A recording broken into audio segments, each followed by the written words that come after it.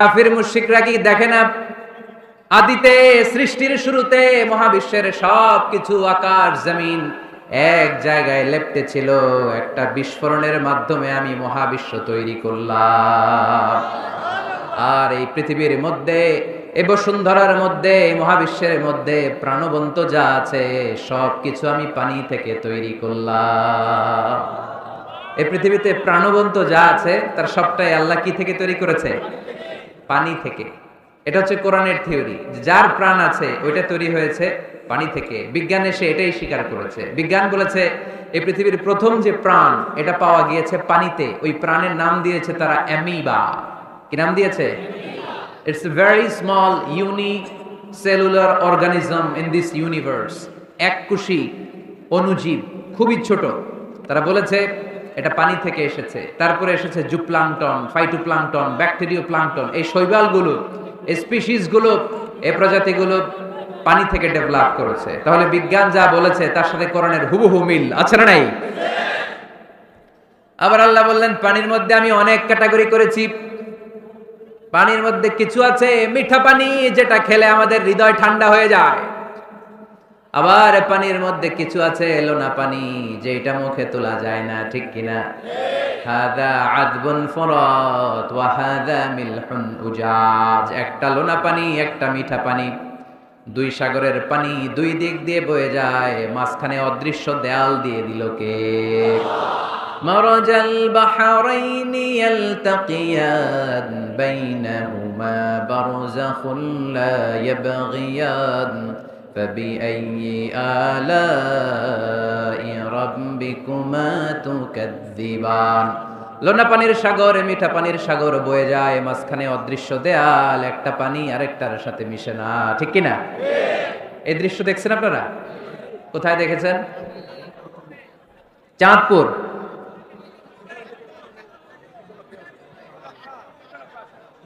অনেক জায়গায় আছে, বাংলাদেশে আছে কয়েক জায়গায়। শীতলক্ষাতে আছে, আর শীতলক্ষায়, চাঁদপুরে। এরপরে আমি দেখে এসেছি নীল নদ আর লোহিত সাগরের পানি মিশে না। অবাক লাগে না? সুবহানাল্লাহ কইবেন না? একটা লবণাক্ত আর একটা মিঠা, দুইটাই তো পানি, মাঝখানে ব্যারিকেড দিল কে? আল্লাহু আকবার। কেন মিশে না? একটা পানির ডেনসিটি হাই আর একটা লো, একটা টেম্পারেচার হাই আর একটা লো। বলে যদিও পানি, একটার সাথে আরেকটা মিশে না। এই কারিগরটা কে? তার মানে বিজ্ঞান যা বললো কোরআন হুবহু তাই বলেছে। একটা লোনা পানি আরেকটা মিঠা পানি, একটার সাথে আরেকটা মিশে না। আবার আমাদের এলাকাগুলোর ভেতরে, জেলাগুলোর ভেতরে, থানাগুলোর ভেতরে আল্লাহ লোনা পানির নদী দেয় নাই, ওইখানে দিয়েছে মিঠা পানির নদী। কারণ আমাদের এলাকার ভেতরে, গ্রামের ভেতরে লোনা পানির যদি নদী হতো, আমাদের গাছপালা একটাও টিকতো না, ঠিক কিনা? এই সুন্দর ফুল, সুন্দর ফল, মিঠা নদীর পাহানি, আল্লাহ তোমার মেহেরবানি। তুমি কতই দিলে রতন, ভাই বেরাদর, পুত্র স্বজন, ক্ষুধা পেলে অন্ন যোগাও মানি, চাই না মানি, আল্লাহ তোমার মেহেরবানি। সুন্দর ফুল, মিঠা নদীর পাহানি, আল্লাহ তোমার মেহেরবানি। আল্লাহু আকবার। খালাকা ফাসাওয়া কদ্দারা ফাহাদা। যেখানে যতটুকু পানির দরকার ততটুকু দিলেন। পেঁয়াজের ভেতরেও পানি দিলেন, রসুনের ভেতরেও পানি দিলেন, ক্ষীরার ভেতরেও পানি দিলেন, তরমুজের ভেতরেও পানি দিলেন, আবার ডাবের ভেতরেও পানি আছে না নাই? আন্না সাবাবনাল মাআ সাব্বা। যতটুকু ঢালা দরকার ততটুকু দিছে। আল্লাহু আকবার। পেঁয়াজের ভেতরে যতটুকু সিক্ততা, তরমুজের ভেতরে ততটুকু না। তরমুজের ভেতরে যতটুকু পানি, আপেলের ভেতরে ততটুকু না। আবার আমড়ার ভেতরে যতটুকু পানি, আমের ভেতরে ততটুকু না। সুবহানাল্লাহ। আন্না সাবাবনাল মাআ সাব্বা। এই পানিটা H2O, হাইড্রোজেনের দুইটা মলিকিউল আর অক্সিজেনের একটা মলিকিউল। কি আজীব কথা! দুইটাই গ্যাস, দুইটাই কি? কিন্তু দুই গ্যাস একসাথে মিলাইলে পানি হয়ে যায়। আল্লাহু আকবার। এজন্য আল্লাহ বললেন ওয়াজআলনা মিনাল মাই কুল্লা শাইইন হাই। পানি থেকে আমি প্রাণবন্ত সব কিছু বানালাম। এই পানির অপর নাম জীবন। আবার যদি পানি বেশি হয়ে যায় তখন মরণের সম্ভাবনা আছে না নাই? বন্যা এই দেশে হয় কি হয় না? আহা, নূহ আলাইহিস সালামের উম্মাকে অবিশ্বাসের কারণে, গাদ্দারির কারণে আল্লাহ এই প্লাবন দিয়ে, পানি দিয়ে শেষ করে দিয়েছেন। এজন্য পানি দেখলেই এটা যে বাঁচার কারণ, বাঁচার মাধ্যম এমনটা নয়। এই পানি দিয়ে আল্লাহ আমাদেরকে শায়েস্তাও করতে পারেন, পানিশমেন্টও করতে পারেন, শাস্তিও দিতে পারেন, আযাব আর গজব দিয়ে তলিয়েও দিতে পারেন। ঠিক কি না? ওয়াজআলনা মিনাল মাই কুল্লা শাইইন হাই, প্রাণবন্ত সবকিছু আমি পানি থেকে বানালাম। আবার কোন কোন জায়গার পানির মধ্যে এত লবণ আমি দিয়ে দিলাম, সেখানে কোনো কিছু বাঁচে না। আছে না নাই? জর্ডানে একটা সাগর আছে, নাম ডেড সি। নাম শুনছেন? আজকে বাড়িতে যে গুগল করবা, Dead Sea located in Jordan, লিখলেই চলে আসবে। আরবিতে বলে আল বাহরুল মাইয়িত, মৃত সাগর, কিছু বাঁচে না। লবণের ঘনত্ব এত বেশি, আপনার ছোট্ট বাচ্চাটার ওই সাগরে ফেলে দিলে ও ডুববে না, কারণ আপনার বাচ্চা যতটুকু জায়গা নিবে পানিতে, তার চেয়ে বাচ্চার ওজন কম, পানির ওজন বেশি, এজন্য কিছু ডুবে না। ওখানে মাছ হয় না, ওখানে শ্যাওলা জন্মায় না, ওখানে কাঁকড়া নাই, চিংড়ি নাই, কারণ লূত আলাইহিস সালামের কওমের লোকেরা হোমোসেক্সুয়ালিটি প্র্যাকটিস করতো, সমকামিতা, পুরুষে পুরুষে বিয়ে। এই আওয়াজ এখন বাংলাদেশেও ঢুকার চেষ্টা করতেছে। তাওহীদপন্থী মুসলমানদেরকে সচেতন হতে হবে। ওয়েস্ট থেকে কিছু আসলেই, ইন্ডিয়া থেকে কিছু আসলেই আমার দেশে ঢুকতে দেওয়া যাবে না। চিল্লায় বলো ঠিক কিনা? অনেকে মনে করে আমেরিকা থেকে কালচার আসলো, পোশাক আসলো, এটাই মনে হয় মডার্ন। ইন্ডিয়া থেকে নতুন পোশাক আসলো, এটাই মনে হয় মডার্ন। নো, ইসলামের চেয়ে মডার্ন, আধুনিক গোটা বিশ্বে দ্বিতীয় কিছু নাই। চিল্লায় বলো ঠিক কিনা? এজন্য সাবধান। এদেশে অলরেডি একটা অর্গানাইজেশন হয়েছে, রেইনবো, রংধনু। এরা ছেলে ছেলেতে বিয়ে করতে চায়, মেয়ে মেয়েতে বিয়ে করতে চায়। আমরা তাওহীদি জনতা বেঁচে থাকতে বাংলার জমিনে এটা হতে দেব না। চিল্লায় বলো ঠিক কিনা? ওয়াজআলনা মিনাল মাই কুল্লা শাইইন হাই, পানি থেকে প্রাণবন্ত সবকিছু তৈরি করলো কে? আবার আল্লাহ বললেন, কাফেররা কি দেখে না আকাশ জমিন সব একসাথে ছিল, মহাবিস্ফোরণের মধ্য দিয়ে আমি মহাবিশ্ব তৈরি করেছি। এই বিস্ফোরণটার নাম কি বলতো? Big bang. মাশাআল্লাহ, কেমন শ্রোতা দেখছেন? সায়েন্সের সবকিছু নিয়ে বসছে আজকে। Big bang. স্টিফেন হকিং একটা বই লিখেছে, a brief history of time. সেখানে সে যে তথ্য দিয়েছে কোরআনের সাথে very similar to the concept of Stephen Hawking. Stephen হকিংও এই কথা বলেছে। সে বলেছে মহাবিশ্ব সৃষ্টির আগে সবকিছু একটা অণুর ভেতরে ছিল, হাই সিঙ্গুলারিটি, সবকিছু এক জায়গায় ছিল।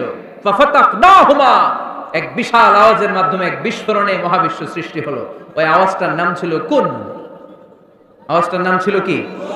ইন্নামা আমরুহু ইযা আরাদা শাইআন আন ইয়াকুলা লাহু কুন ফায়াকুন। আমরা বাংলায় বলি না কুন ফায়াকুন? কুন ফায়াকুনের মালিক কে? তিনি বলতে দেরি, হতে দেরি হয়। কুন, হাও, হয়ে যায়। বি, ইট ওয়াজ। আল্লাহ যখন বলেছেন কুন, এই আদিতে সব মিলে থাকা এই মহাবিশ্বের সবকিছু এক মহা বিস্ফোরণের মাধ্যমে গোটা বিশ্বে ছড়িয়ে পড়ল, গোটা বিশ্বে ছড়িয়ে ঘুরতে আরম্ভ করলো। এই বিস্ফোরণের ছোট্ট একটা কণার নাম পৃথিবী। এই মহা বিস্ফোরণের ছোট্ট একটা কণার নাম মঙ্গল। এই মহা বিস্ফোরণের ছোট্ট একটা কণার নাম বৃহস্পতি। এই মহা বিস্ফোরণের ছোট্ট একটা কণার নাম সূর্য। এরকম কত হাজার, অযুত, লক্ষ, নিযুত কোটি কণা বড় বড় তারকা রূপে মহাবিশ্বে ঘুরে বেড়াচ্ছে। আল্লাহ ছাড়া এর খবর কেউ রাখে না। এগুলো যে কত বিশাল, এগুলো নিয়ে আমাদের চিন্তা করা দরকার। আমরা মনে করি আমি মনে হয় বড়, আমার চেয়ে ক্ষমতাধর কেউ নাই, আমি দাপটওয়ালা, আমার এলাকা এটা, এটা আমার, খালি আমার আমার কয়। আছে না নাই? তোর কি বেটা? কিসের মালিক তুই? সবকিছুর মালিক কে? পরের জায়গা পরের বাড়ি, ঘর বাঁধিয়ায় আমি রই, আমি তো সেই ঘরের মালিক নই। পরের জায়গা পরের বাড়ি, ঘর বাঁধিয়ায় আমি রই, আমি তো সেই ঘরের মালিক নই। ঠিক কিনা? যেই বাড়িটাতে আজকে আমি থাকি, এটার আগে আমার বাবা ছিল, তার আগে দাদা ছিল, আমার পরে আমার ছেলে থাকবে, আমার নাতি থাকবে। এটার আসল মালিক আমি না, আমার ছেলে না, গোটা বিশ্বের আসল মালিক একজন সত্তা, তিনি কে? এজন্য সব আমার আমার এরকম দাপটওয়ালা কথা যেন আমরা না বলি। অহংকারীদেরকে আল্লাহ পছন্দ করে, বিনয়ীদের মর্যাদা আরশ পর্যন্ত নিয়ে যায় কে? মান তাওয়াদা লিল্লাহি ইল্লা রাফাআহুল্লাহ, যে নিচের দিকে নামতে চায় আল্লাহ ওরে টাইনা উঠায়। আর যে লাফায় লাফায় ওঠে থাপ্পড় মেরে আল্লাহ এত নিচে নিবে পৃথিবীর কেউ কল্পনা করতে পারবে না। ওই শয়তানের তো নিচে চলে যায়। চিল্লায় বলেন ঠিক কিনা? এজন্য অহংকার যেন আমরা না করি, দাম্ভিকতা যেন না দেখাই। আমরা যেন একটু চিন্তা করি, এই যে বিস্ফোরণের মাধ্যমে গোটা বিশ্ব সৃষ্টি হলো, এটার তুলনায় কত ছোট্ট আমি, কত ক্ষুদ্র আমি। এই 64 জেলা নিয়ে আমাদের বাংলাদেশ পৃথিবীর সবচেয়ে বড় একটা দেশ। কি বলেন? কত ছোট জানেন? ওয়ার্ল্ড ম্যাপে আমাদের বাংলাদেশ লেখার জায়গাটা অনেক। BA পরে ইন্ডিয়ার উপরে, NG পরে বাংলাদেশের উপরে, LADESS আবার ইন্ডিয়ার উপরে। এত ছোট। আমাদের প্রতিবেশী দেশ ভারত আমাদের চেয়ে অনেক গুণ বড়, রাশিয়া প্রায় 100 গুণ বড়। তাহলে কত বড় বড় দেশ আছে। এরকম 200টা দেশ নিয়ে আমাদের এই বসুন্ধরা, আমাদের এই পৃথিবী। আবার এই 200টা দেশ মিলে এই পৃথিবীর 30 ভাগ, বাকি 70 ভাগ শুধু পানি। তার মানে এই মহাবিশ্বের সবচেয়ে বড় গ্রহের নাম পৃথিবী, তাই না? এত বড় হওয়ার পরও এটা বড় হইতে পারে নাই। পৃথিবী যে কত ছোট এটা কল্পনা করলে অবাক হতে হয়। বৃহস্পতি একটা গ্রহ আছে, আমাদের সৌরজগতের গ্রহ। আপনারা দেখবেন গুগল করলে একটার থেকে আরেকটার সাইজ কত বড়। বৃহস্পতি আমাদের চেয়ে অনেক বড়। যেই সূর্যের আলোতে সকালবেলা পৃথিবীটা আলোকিত হয়, এই সূর্যটা পৃথিবীর চেয়ে 13 লক্ষ গুণ বড়। সুবহানাল্লাহ মাহফিল শেষে কয় গুণ বড়? 13 গুণ বড়, 1300 গুণ বড়, 13,000 গুণ বড়। কয় লক্ষ? 13 লক্ষ গুণ বড়। তার মানে 13 লক্ষটা পৃথিবী সূর্যের ভেতরে রাখার জায়গা আছে না নাই? সূর্যই কি তাহলে সবচেয়ে বড়? আর উপরে যান, আরো বড় পাবেন। সূর্য হচ্ছে তারা, তাই না? স্টার। সূর্যের পরে আমাদের সবচেয়ে কাছের তারার নাম প্রক্সিমা সেন্ট্রাই। আজকে গুগল করলেই পাবেন, অনেক আছে এরকম। Alpha Centauri A, alpha Centauri B, Betelgeuse নামে এক তারা পাওয়া যায়, ইটাক্যারিনা নামে তারা পাওয়া যায়। যে সূর্য পৃথিবীর চেয়ে 13 লক্ষ গুণ বড়, এমন অনেক তারা আছে যেটা সূর্যের চেয়ে কয়েক হাজার কোটি গুণ বড়। তার মানে ওইটাই সবচেয়ে বড় তারা না, ওগুলোরে খেয়ে ফেলতে পারে এরকমও বড় বড় তারা মহাবিশ্বে আছে না নেই? এরকম হাজার কোটি তারা নিয়ে আমাদের গ্যালাক্সি। আমাদের গ্যালাক্সির নাম মিল্কি ওয়ে। আমাদের গ্যালাক্সি থেকে সবচেয়ে কাছের যে গ্যালাক্সি, এটার নাম হচ্ছে অ্যান্ড্রোমেডা। এরকম হাজার হাজার কোটি গ্যালাক্সি নিয়ে প্রথম আকাশের মহাশূন্য। প্রথম আকাশে এখনো যাইতে পারিনি আপনাদেরকে নিয়ে। প্রথম আকাশের কি? মহাশূন্য। চিল্লায় বলেন প্রথম আকাশের কি? মহাশূন্য। এর অনেক অনেক অনেক উপরে প্রথম আকাশ, যেখানে কিয়ামত অবধি নাসার বিজ্ঞানীদের যাওয়া সম্ভব হবে না। প্রথম আকাশের পরে আবার দ্বিতীয় আকাশের মহাশূন্য। না জানি ওইটাতে কি আছে, না জানি ওইটার মধ্যে আল্লাহ কি সৃষ্টি করে রেখেছে। দ্বিতীয় আকাশের মহাশূন্যের পরে দ্বিতীয় আকাশ, তারপরে তৃতীয় আকাশের মহাশূন্য, তারপরে তৃতীয় আকাশ। সুবহানাল্লাহ কইবেন না?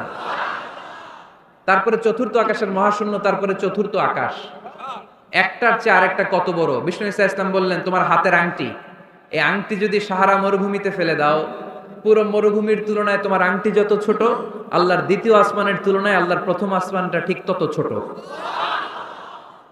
তাহলে এই আসমান, এই আরশ, এই কুরসি, আমার আল্লাহর জাত ও সত্তা, এই মহাবিশ্বের তুলনায় পৃথিবীটা কতটুকু, বাংলাদেশ কতটুকু, যাত্রাবাড়ি কতটুকু, মাতুয়াইল কতটুকু, প্যান্ডেলটা কতটুকু, আর আমি না খানদান কতটুকু। কত নগণ্য আমি, কত ক্ষুদ্র আমি, কত তুচ্ছ আমি। মহাবিশ্বের তুলনায় আমি নাই, মহাবিশ্বের তুলনায় আমি নাই।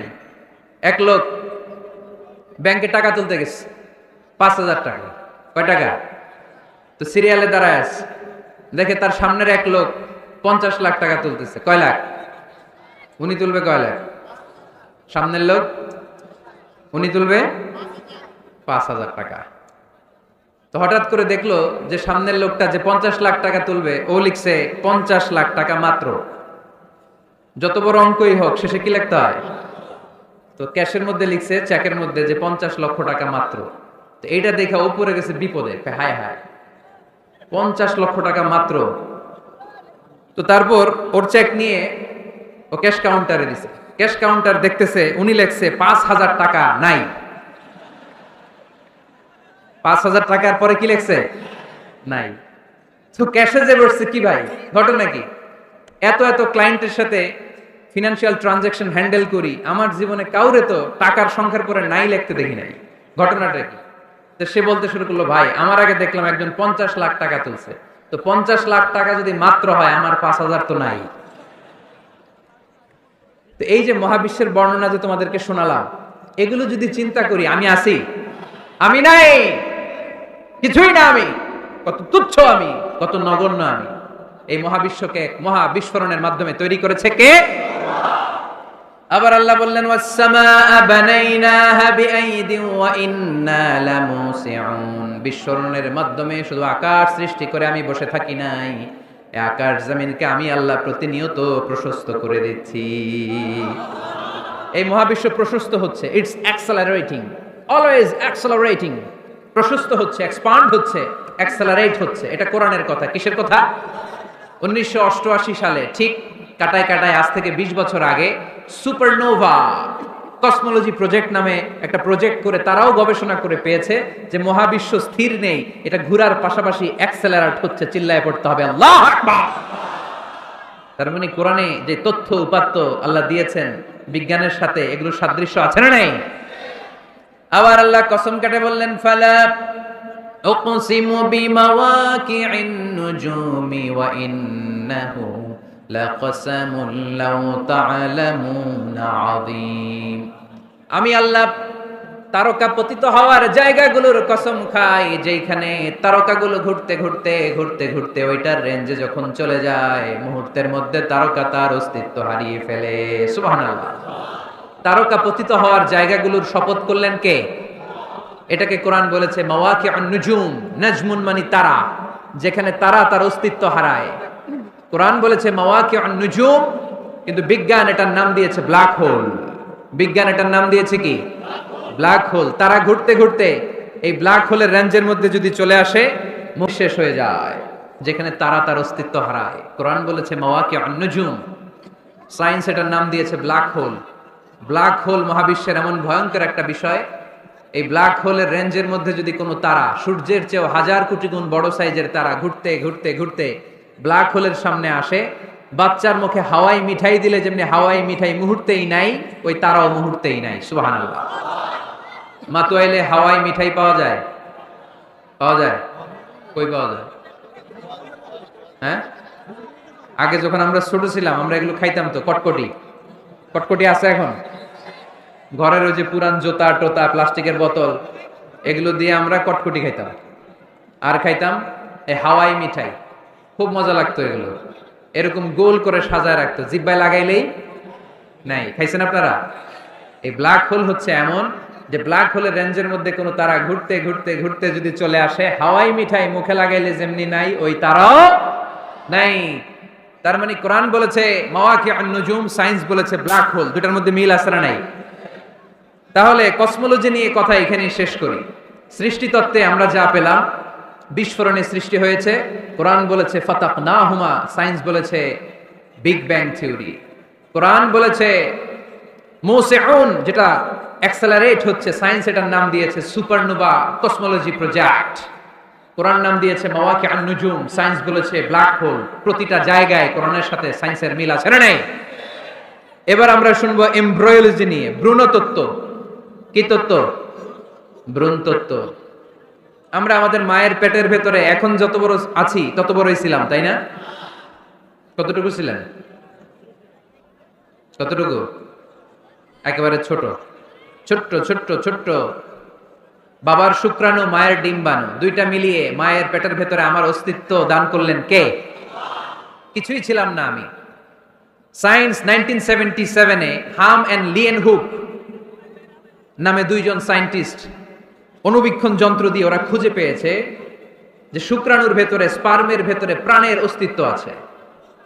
কিন্তু 1500 বছর আগে এর ভেতরে যে প্রাণ আছে সেটার ঘোষণা কোরআনে দিয়ে দিয়েছে কে? ওভাম এন্ড স্পার্ম, দুইটা মিলে হয় জাইগোট। তারপর জাইগোট থেকে হয় এমব্রিও। ব্রণ, আপনি আমরা সবাই ছিলাম ছোট্ট একটা ব্রণ, ব্যাঙ্গাচির মতো। বর্ষাকালে মাতু আইলে খালে বিলে ব্যাঙ্গের পোনা পাওয়া যায় না, দেখতে মাছের বাচ্চার মতো, তাই না? ছোট বাচ্চারা মনে করে মাছের পোনা, বাড়িতে দইরা নিয়ে আস, মারাকে মা পোনা লয়ে আইছি, মায়ের দেখে দেখ কোনি আছে না নাই? আসলে কি এটা মাছ? এটা কি ব্যাঙ্গের পোনা? তো আমি আপনি প্রত্যেকে আমরা ব্যাঙ্গের পোনার মতো ছিলাম, রক্ত চোষা জোকের মতো ছিলাম, মায়ের জরায়ুর দেয়ালের মধ্যে লেগেছিলাম। তারপরে আল্লাহ তাআলা আমাদেরকে বড় করতে আরম্ভ করলেন। স্পার্ম ড্রপ থেকে আমরা হলাম ব্লাড ক্লট, রক্তপিণ্ড।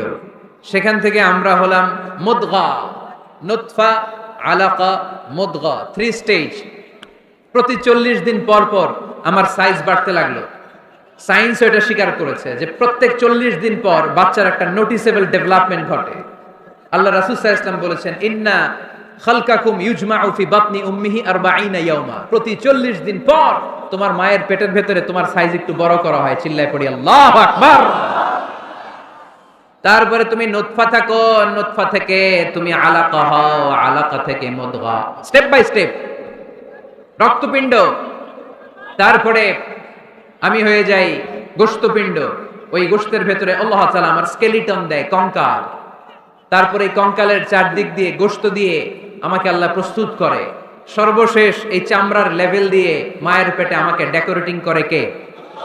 ওয়ালাকাদ খালাকনাল ইনসানা মিন সুলালাতিন মিন তিন সুম্মা জাআলনাহু নুতফাতান ফি ক্বারারিন মাকিন ثم خلقنا النطفة علقة فخلقنا العلقة مضغة فخلقنا المضغة عظاما فكسونا العظام لحما ثم أنشأناه خلقا آخر فتبارك الله أحسن الخالقين পড়েন আল্লাহু আকবার। আল্লাহ বলেন, ছোট্ট নাপাক বীর্য থেকে তোমারে তৈরি করলাম। তুমি ছিলা পানির ফোঁটা, সেখান থেকে বানালাম জমাট বদ্ধ রক্তপিণ্ড, সেখান থেকে গোশতপিণ্ড। ওই গোশতের ভেতরে তোমার কঙ্কাল আমি জুড়ে দিলাম, কঙ্কালের উপরে গোশত দিয়ে প্যাকেট পড়ালাম, সর্বশেষে চামড়া দিয়ে ডেকোরেশন করে দিলাম। ছোট্ট ছিলাম আমরা, একেবারে ছোট্ট, অনেক ছোট্ট। আস্তে আস্তে আমার হাত গজালো, আমার পা গজালো, আমার হেয়ারিং সিস্টেম চালু হলো, আমার রেসপিরেটরি সিস্টেম চালু হলো, আমার ডাইজেস্টিভ সিস্টেম চালু হলো, আমার স্টোমাক হলো, আমার ব্লাড সার্কুলেশন শুরু হলো, আমার হার্টের 2টা পার্টিশন হলো। আল্লাহ রুহের ফুৎকার দিলেন, আমি মানুষ হয়ে দুনিয়ায় আসলাম। কোন সুবহানাল্লাহ। 2টা পার্টিশন করে দিলেন। আর এই পাম্প মেশিন আমার মায়ের পেটের ভেতরেই চালু করে দিলেন কে? এক মুহূর্তের জন্য যদি এই পাম্প মেশিনটা বন্ধ হয়ে যায়, মুহূর্তে আমারে ঠুস বানায় দিবে কে? আরে মানুষ রঙিন ফানুস, দম ফুরাইলে তবু তো ভাই কারোরই নাই একটুখানি। আরে মানুষ রঙিন ফানুস, রঙিন ফানুস, আরে মানুষ। আল্লাহু আকবার। 2টা জিনিস আল্লাহ দেয়, রুহু দেয় আর ফেরেশতা দেয়। কি দেয়? রুহু দেয় আর ফেরেশতা দেয়। মানুষ যখন মরে যায় 2টাই চলে যায়, রুহুটাও চলে যায়, ফেরেশতাও চলে যায়, ঠিক কিনা? আমাদের কাঁধে ফেরেশতা আছে না নাই? 2 কান্দে ছিল যে তোমারে 2 জনা পাহারা, তোমারে একলা থুইয়া পালাইছে তাহারা। তোমার 8 কুঠুরি 9 দরজা বন্ধ এবার হলো রে, হলো মুখে আল্লাহ রসুল সবে বলো, ও মুখে আল্লাহ রসুল সবে বলো। দুয়ারে আইসাছে পালকি নায়রি, গাও তো হলো রে তোলো মুখে আল্লাহ রসুল সবে বলো, ঠিক কিনা? রুহুর ফুৎকার যখন মায়ের পেটে দিলেন, হার্টবিট চালু হয়ে গেল, অলিন্দ নিলয়। বাংলায় কি বলে? ইংরেজিতে সিস্টলিক এন্ড ডায়াস্টলিক। ধপ ধপ ধপ করে আমার এই হার্টের পার্টিশন থেকে ধপ ধপ করে আমি যে পৃথিবীতে এসেছি এটা জানান দিল কে?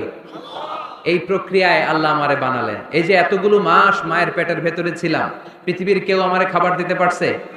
চিকিৎসা করতে পারছে? যেই কবিরাজ আমারে খাবার দিলেন, অক্সিজেন দিলেন, ওই কবিরাজের নাম কি?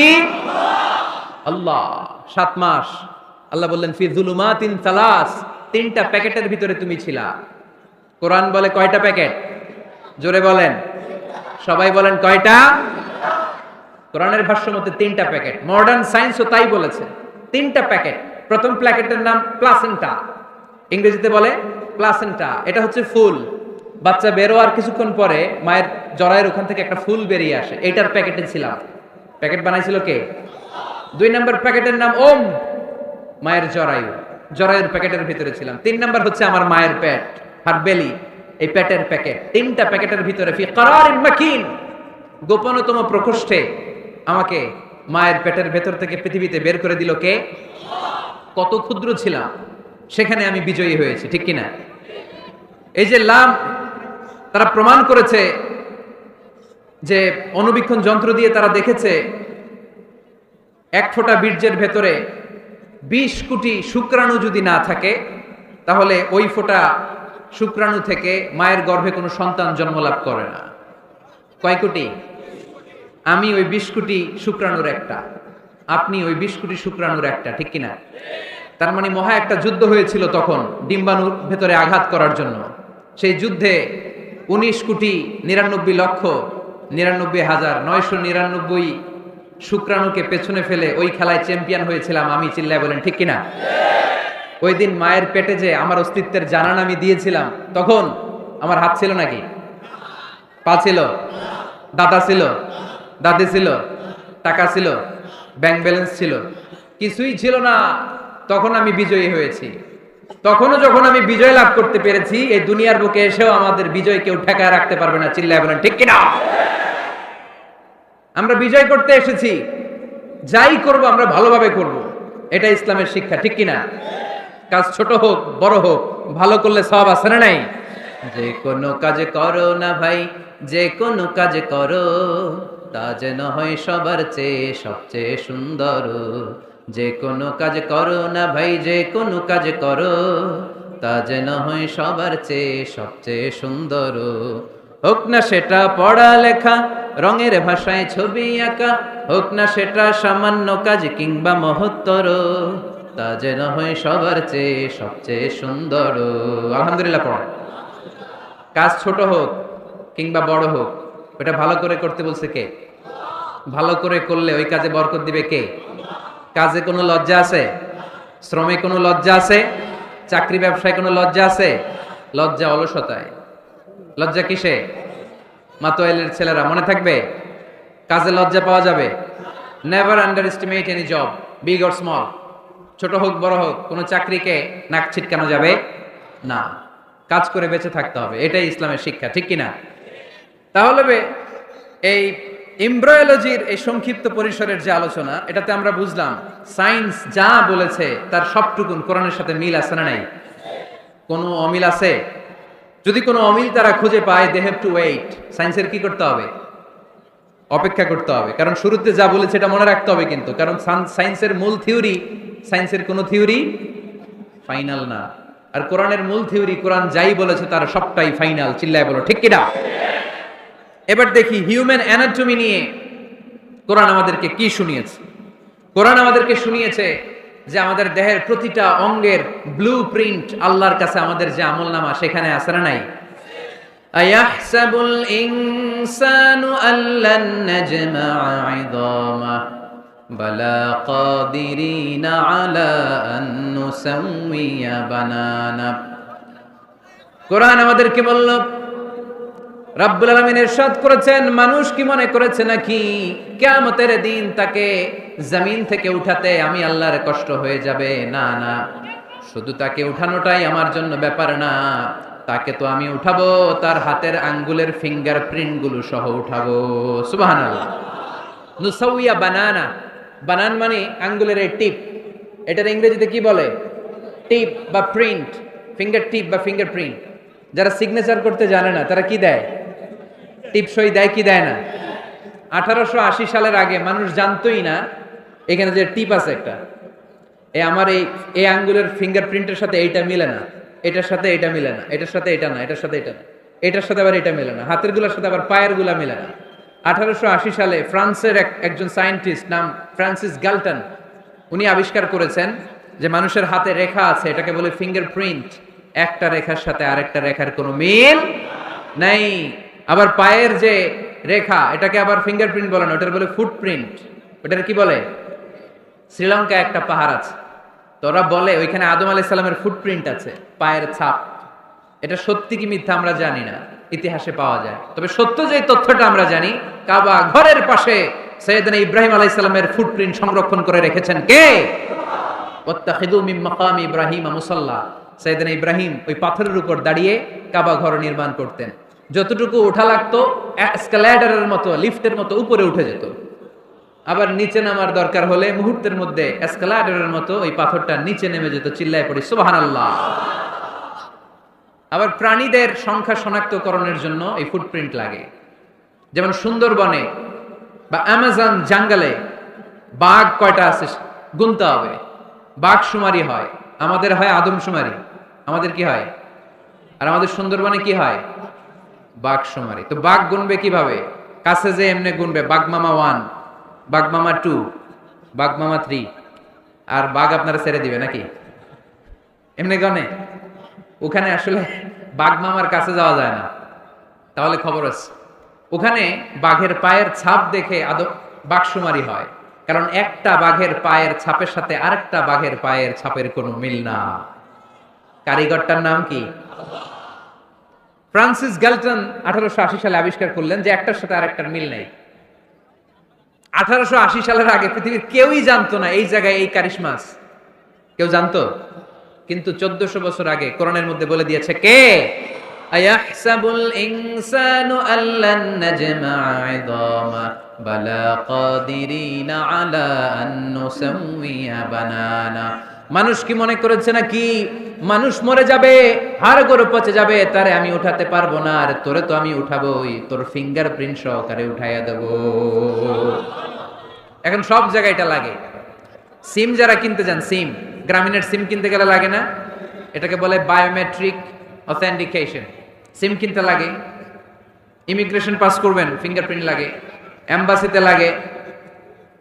তাহলে ফিঙ্গারপ্রিন্টের ব্যাপারে সায়েন্স যা বলেছে আর কোরআন যা বলেছে কোনো অমিল আছে? নাই। এরপর আল্লাহ যে উঠাবেন, মিনহা খালাকনাকুম ওয়া ফিহা নুঈদুকুম ওয়া মিনহা নুখরিজুকুম তারাতান উখরা। মাটি থেকে বানালাম, মাটি থেকে তোমাদেরকে তৈরি করলাম, মাটির কবরে তোমাদেরকে শুইয়ে দিলাম, আবার মাটির কবর থেকে হাসরের মাঠে আমাদেরকে তুলে ফেলবেন কে?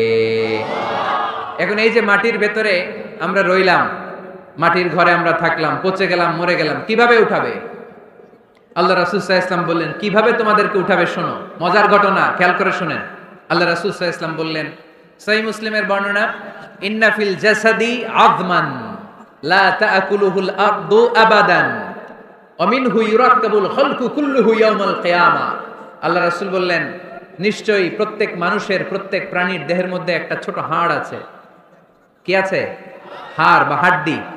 লা তাআকুলুহুল আরদু আবাদা, মাটি কখনো এই হাড্ডিটারে খেতে পারে না। অমিনহু ইউরাক্কাবুল খালকু কুল্লুহু ইয়াউমাল কিয়ামা, কিয়ামতের দিন ওই হাড্ডিকে বেসিক ধরে সবগুলো মানুষকে দাঁড় করায় দিবে কে? সাহাবারা জিজ্ঞেস করলেন, আইয়ু আযমিন ইয়া রাসূলুল্লাহ, ও আল্লাহর হাবিব, ওই হাড্ডিটার নাম কি? আমাদের জানতে বড় মনে চায়। বিশ্বনবী বললেন, হাড্ডিটার নাম হলো আজবুয জানাব। আজবুয জানাব ইংরেজিতে বলে কক্সিক্স। ইংরেজিতে কি বলে? আজকে বাসায় যে লিখবা কক্সিক্স, এই কক্সিক্স এটাকে আরবিতে বলে, সহিহ মুসলিম শরীফের হাদিস, আজবুয জানাব। আমাদের যে শির দ্বারা আছে না নাই, এটারে বলে মেরুদণ্ড, ডাক্তারি ভাষায় স্পাইনাল কর্ড। এই স্পাইনাল কর্ডের একেবারে নিচে ট্রায়াঙ্গেল, ত্রিভুজ আকৃতির 3 কোণার একটা ছোট্ট হাড্ডি আছে। কয় কোণা? 3 কোণা। এটা প্রাণীরও আছে, আমাদেরও আছে। হিন্দুরা যখন শ্মশানে মানুষ পোড়ায়, গোশত, হাড্ডি, রক্ত সব পুড়ে যায়, কিন্তু ওই ট্রায়াঙ্গেল কক্সিক্স পুড়ে না। আমাদেরকে কবরস্থানে যখন শুইয়ে দেওয়া হয়, আমাদের হাত পা মাটিতে খেয়ে ফেলে, সব জীর্ণ শীর্ণ হয়ে যায়, পচে যায়, গলে যায়, কিন্তু শিরদাঁড়ার নিচে ট্রায়াঙ্গেল, ত্রিভুজ আকৃতির যে হাড্ডির কণা, যেটার নাম কক্সিক্স, ওইটা কখনো পচে?